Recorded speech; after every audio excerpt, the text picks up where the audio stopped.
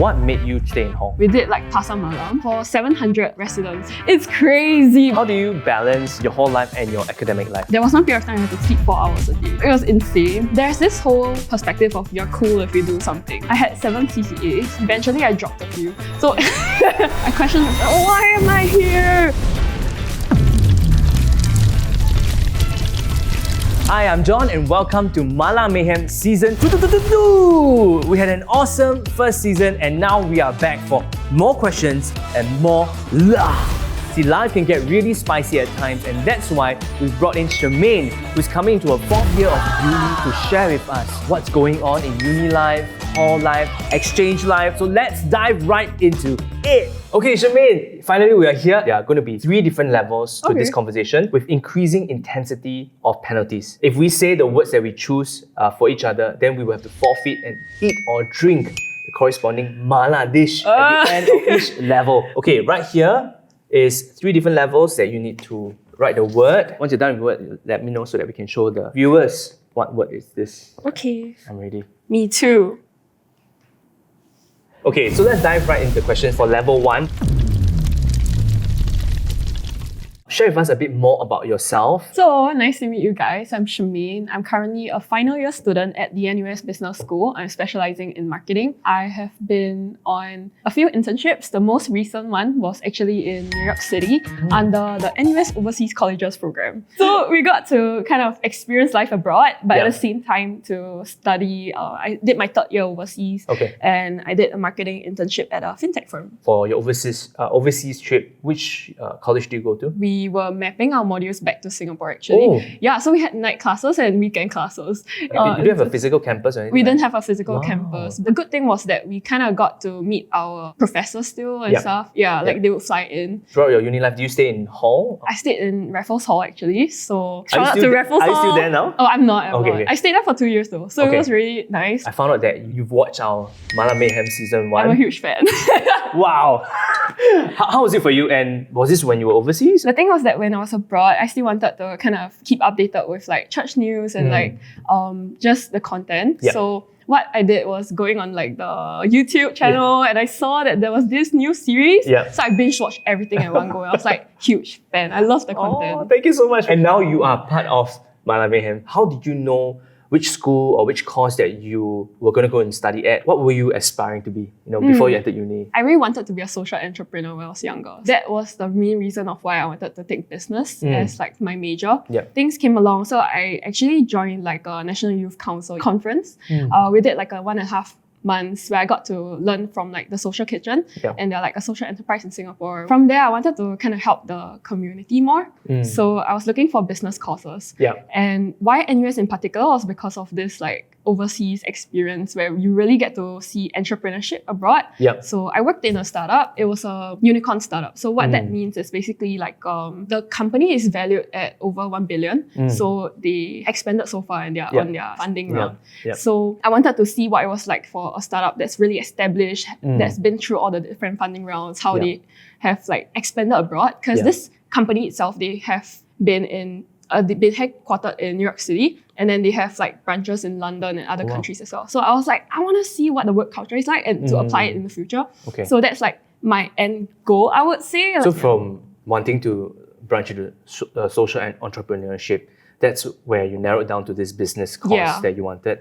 And then now you're as a marketer because you feel that that's a core essential of being towards this journey. I would say so. Okay. I know in uni life, right, one of the things is bidding for modules. Maybe share with us some tips on how should one go about planning this. What would you advise them? When you're a freshman, the school actually allocates you, like pre-allocates you most of the modules, so you don't have to worry about that, you're fine.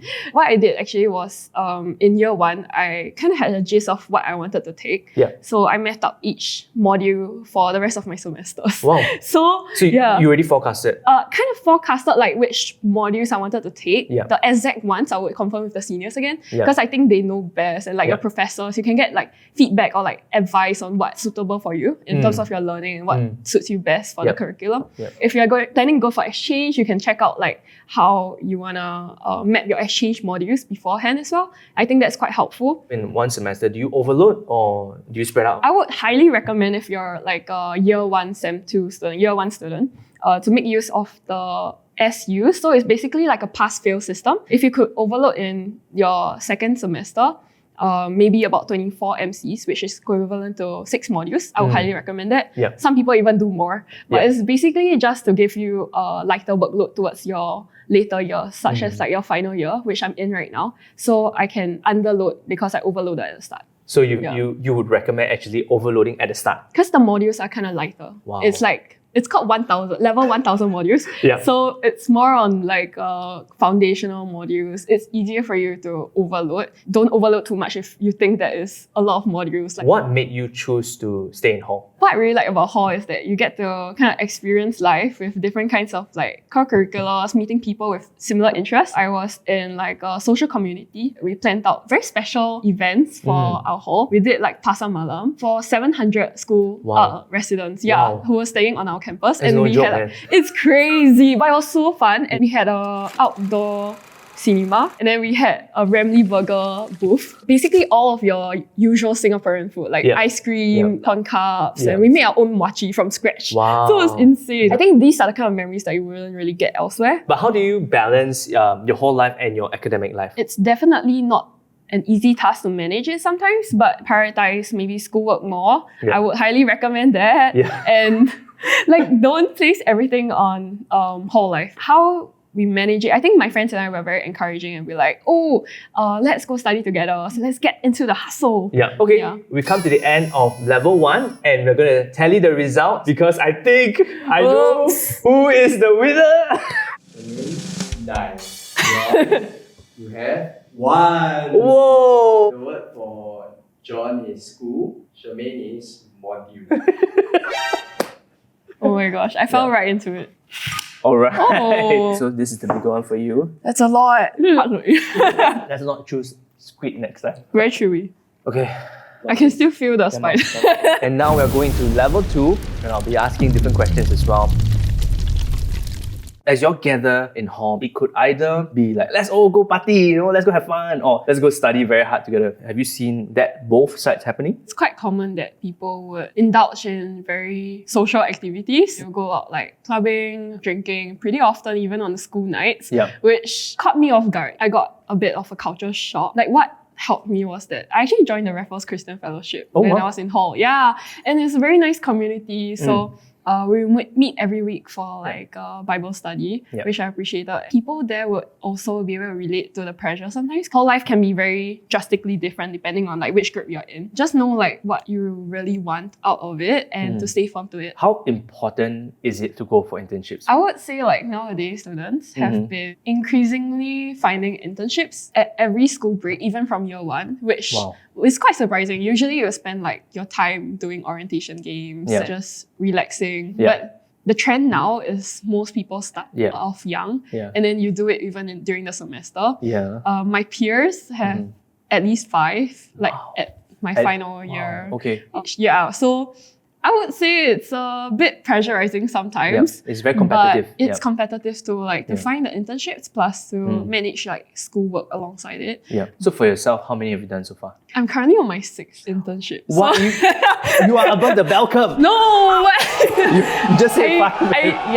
I just wanted to gain more like real world experience because I feel like what you learn in school is very different from working in a company. So marketing has many different areas of it and I wanted to cover most of it like before I graduated. Help me understand. So for each internship that you went to, it covered a different aspect? Yeah, kind of. Okay. So that's what I did. Like, and has it helped you? It did. I feel like it allowed me to understand which industries I really liked and what kind of roles I want to do in the future. For me, back then, I don't think that was a very major thing. Maybe like once or twice in their uni life. If you have one, it's great lah. You know, that kind of thing. Now it's like building our CVs even before we start work. But I think what you mentioned was very key in terms of gaining the experience in different areas to build towards what you want to do ultimately in future. So that's something that really helps. Okay, what about exchange?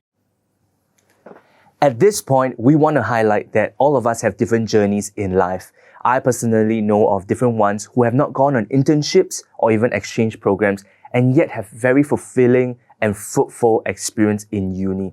So what we're going to hear next is from Shermaine's own experience overseas. Let's have a look. Okay, what about exchange? Do you feel it's necessary? Necessary, no. I would say it allowed me to grow as a person. I would say I was quite dependent on my parents, just cooking. My mom would cook at home. But being on exchange, you're doing everything on your own. Yeah. I had kind of like a full-time job, so my internship paid for like my rent, which meant that I had to do my own taxes. Wow. I've never done my taxes before until that. Wow. Yeah, I totally forgot about that. It's very, it's very different, and I feel Yeah. like you become way more independent from it. After I came back, I became so thankful for Singapore. Literally the smallest things. How do you navigate your faith while you're overseas? I have a testimony I like to share. I really wanted to kind of find a church that I could stay rooted in. Yeah. I didn't want to fall away because I was abroad. My conductor, he has a friend who was in New York. He gave me a full list of churches to check out. Before I took the train, I prayed. I was like, God, just show me where do you want me to go. I was thinking I'll just check out the first church on the list. When I got on the train,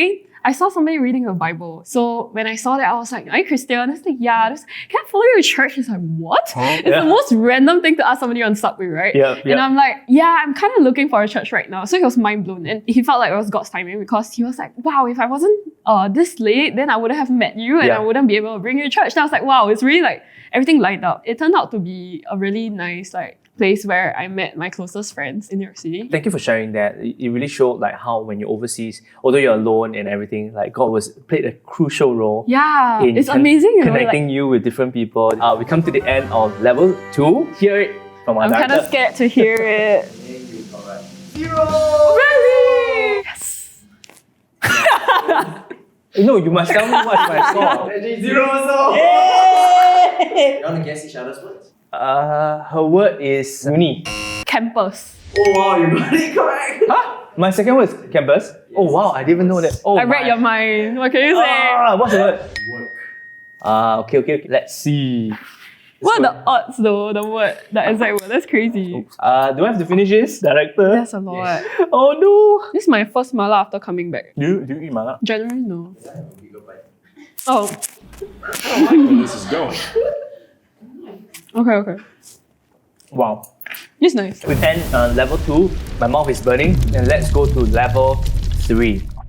Share with us your lowest point in uni life. Wow. It was actually the start of this year because it was like in January, winter time. It was just very like gloomy, and I felt really homesick. I just wanted to be back home. I questioned myself, why am I here? It's a really tough time sometimes because I'm living abroad, finally doing something that I've been dreaming about for so long. But when you're actually there, facing troubles like these kind of put a stop to things. You start thinking like, oh no, what next?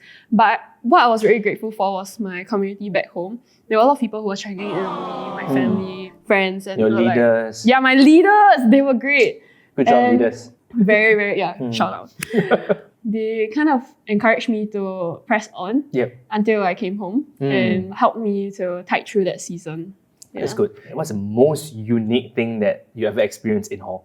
Probably night cycling. It's something that I wouldn't do on my own, Like I love cycling, but I wouldn't do it at night. What my hall did was we did a West Coast to East Coast. We would meet up at like 11 p.m. And you would ride all the way till sunrise. It was very memorable. My friends, one of my friends was the navigator. The rest of us were just vibing, and another friend wanted to create TikTok, so we did. Wow. Just for that whole for that whole experience, it was quite funny. So in hall life, right, I'm sure that you've seen healthy stuff, unhealthy stuff. How do you stay true to your faith? There's a lot of circumstances where I felt like my values were challenged. There's this whole perspective of you're cool if you do something. I won't quote what the other vices are, but there are a lot in hall. How I stayed true to my values was really like knowing that my true identity is in God, in Christ, and knowing that I'm loved for who I am. I don't have to do something to get like the recognition of others. I feel like you need to know who you are as a person, what you want to be.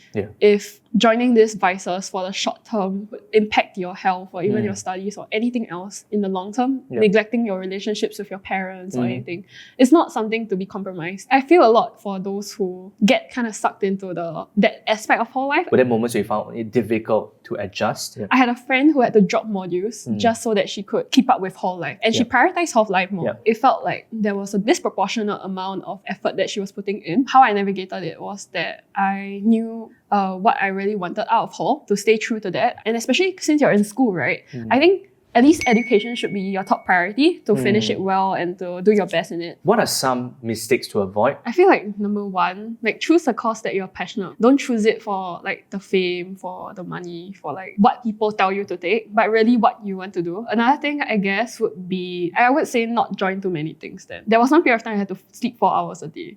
So it was insane. I had 7 CCAs. Eventually I dropped a few. So like you can only choose these few things in a day. Yeah. So if I were to do it again, I wouldn't have joined so many. I would have just joined the ones that I was really passionate about and like spend more time on those. Thanks for sharing that. And maybe just to sum up, whether it's exchange, hall life, or even planning your uni life, one of the key things that stood out for me is in terms of community. Like the people that you're with plays a crucial role, whether overseas and even locally, people around her, surrounding her to study hard. Let's go and study hard. I'm not the kind that after my dinner, I'll go and go back to study, but she found that community of studying hard. And I think that plays a crucial role. Like what she mentioned, what's the motivation behind what you do? Like where do you see yourself going from here and being passionate towards building your future towards there? I can safely say on my hand and from my peers as well at this age, a lot of them started off doing a lot of things in uni, but we're not doing those things in uni now. Worry about your future, and I'm sure the Lord will lead you in that. Thank you for sharing your experiences with us, whether overseas or even here at hall. I think there's a lot of valuable things that we've learned. That's it, we've come to the end of this level, and we're going to see and tally up the results. Oh, okay. John, you have 1. Yeah. Now I'm scared to hear mine. Shermaine, you have 0. I have 0? Are you serious? Shermaine, your word is cope. John, your word is study. Oh, okay. Auntie, quite it. What's this? Oh my. Oh, this looks good. Looks good. But don't feel good. Oh, my intestines are screaming. Ooh, it's very loud. I can feel the heat coming up, bro. At least 1 full scoop. Okay. I'm taking a... Oh, It's okay. It's okay. it overflew. Her cup overflow. Hey, don't laugh at later. Come from the wrong side of your nose. That's it, Thank you so much, Shermaine, for being with us. And we hope that you have been blessed by what we've been going through. And if you need any form of help or any advice, feel free to contact us. Link in the description below. Well, we'll see you. Bye-bye. Okay, you can get up. You can head over to your hall. Just kidding.